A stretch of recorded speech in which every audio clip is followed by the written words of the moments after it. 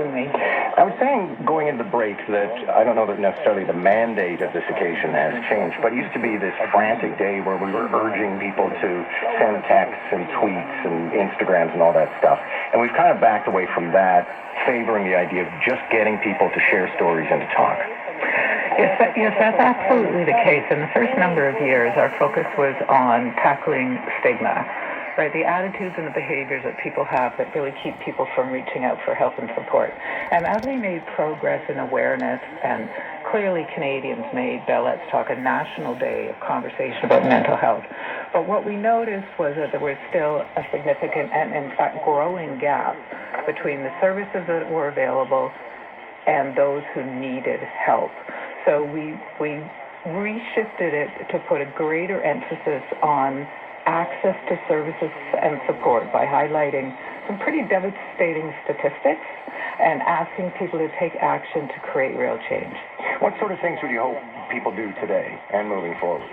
So it's not just one day and there's not just one way, and there's big and small things that can be done. So things can be done in the home, the school, the workplace. Our governments can play a role, and they range from anything from more funding for mental health supports and services by our government, that will be terrific, but also finding a local mental health organization in your community and getting involved.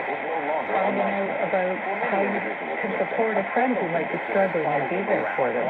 Take care of your own mental health. Find out about the programs available in your workplace to support employees and their mental health. These are all different kinds of actions you can take, not only today, but every day. Money arising from Bell Let's Talk goes to various programs, and I know you're very rigorous, or the organization is quite rigorous in creating programs or funding existing programs and then auditing to make sure you're actually making a difference. But what kind of stuff is the money going towards? Well, this year we profiled 25 organizations in the campaign. Over the course of the campaign, we supported over 1,500, but we chose 25 organizations for this campaign. And I'm just going to mention a couple. Kids Help Phone, which I think most people know about, 24/7 support for young people. Young people are our future. They're an amazing organization. It's available 24/7 free to anyone who needs it. A new service this year, started by the government, is 988.